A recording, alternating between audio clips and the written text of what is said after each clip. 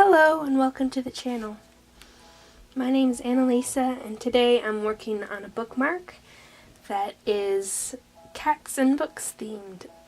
I wanted something that was a little bit more generic themed than some of my bookmarks have been. Several of my bookmarks have been more fan art oriented.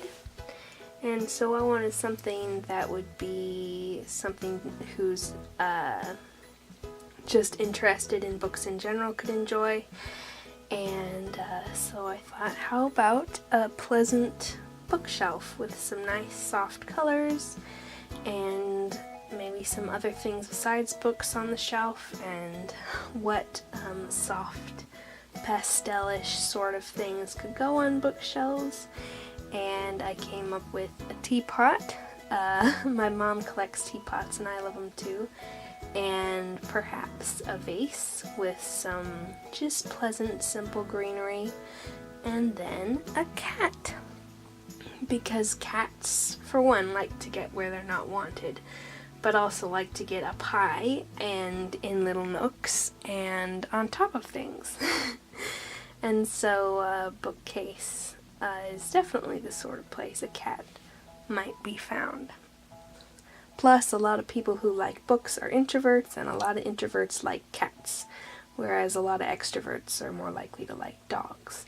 I think that's kind of because of the relative amounts of attention they require. Cats are more like introverts, where they like to kind of do their own thing, but then come have cuddles in their own time, and then go back to doing their own thing. Whereas dogs are like needy all the time, so they're a little bit more suited to extroverts. Not saying that extroverts don't read ever. It's just a bit more of an introvert sort of thing because, you know, it's mainly a solitary thing that you do. You talk about books together with other people, but the actual reading tends to be alone. I'm not sure what made me decide on pastels, except that a fair number of my other bookmarks have been fairly bright colors, so it's nice for a change. But also, I think I kind of wanted to go in the soft direction, kind of like the cat is soft, and I like a lot of bookshelves that are kind of soft.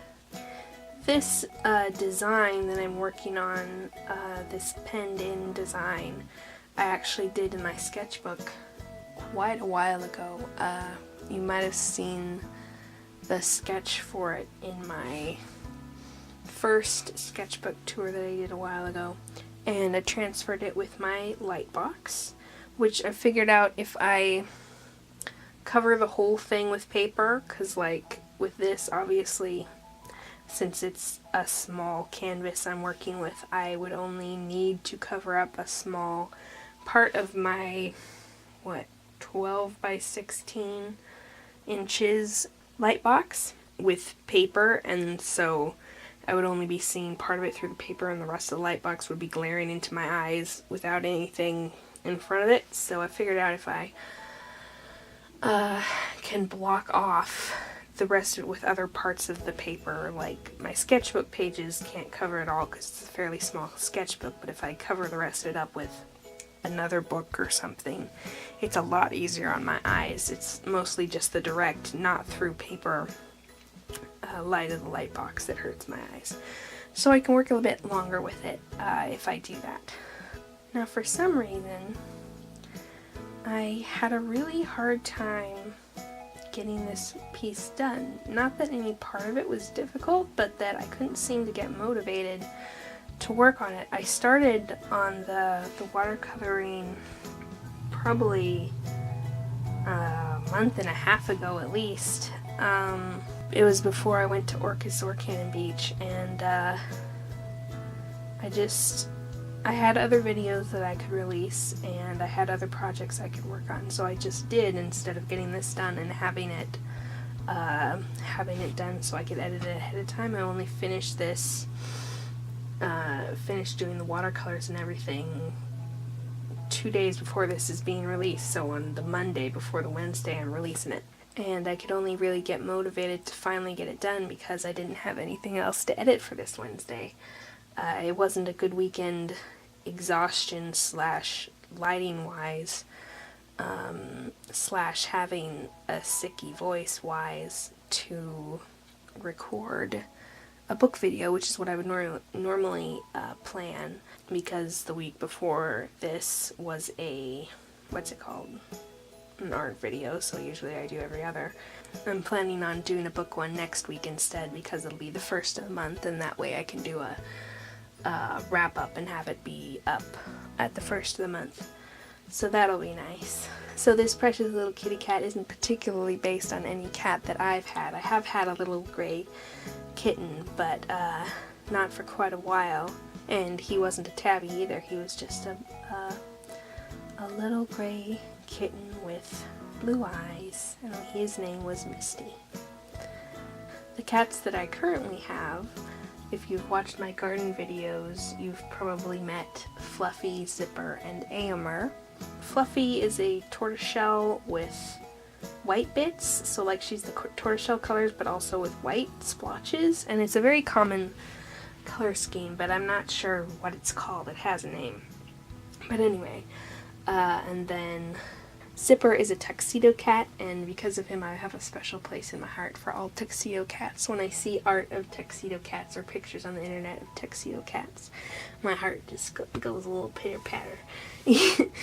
Which is funny because it doesn't seem to do that for my other cats' colorings. Although I do like other yellow cats. That's the color my Aomer is. His name is Aomer because Aomer is blonde, and of course our Aomer cat has orange and yellow fur. He's a orange and yellow tabby, and we actually originally named him Aowen because we thought he was a girl, but then we took him to the vet and he turned out to be an Aomer. So I'd love to know what kind of cats you have, what they're colored like and what their names are and everything. I love hearing about people's cats and all their funny little habits. Fluffy is the cuddliest one and the sweetest one. She'll say hi, just give you a little hi meow when she comes into a room, or if you wake her up, she'll give you a questioning meow with a sort of purr in her voice, like what do you want? But in a sweet sort of way. And Aomer hardly has a voice at all. He has a very quiet meow when he bothers to use it, and hardly ever meows. And then Zipper, when we first got him, we actually picked him out from the shelter because he was meowing so obsessively at us. We were looking for a younger cat. He was probably 4 or 5 months old or something. He was still little, but he wasn't a kitten. But he just meowed at us and meow, meow, meow, meow, meow, meow, meow, meow, meow, meow, until he really wanted to go with us. Wouldn't stop talking to us, so we picked him out. And he's our grumpy one. Nowadays, he only talks to complain. If you try to move him, we put our cats outside at night, because otherwise they'll meow at 3 or 4 in the morning to get outside. So we put them out, and he'll always complain when you're putting him out at night, and he'll also, he doesn't like to be followed out, he likes to be led out. And so if you follow behind him, he'll turn kind of half back towards you and glare at you and give you an angry meow and possibly swat you. So he's about 12 or 13 now, so he's our grumpy old curmudgeon. Fluffy's 11 or 12 now, but she's as sweet as ever. So I hope you've enjoyed my cat stories. I'd love to hear your cat stories below. And I'll be seeing you in the next video. Bye!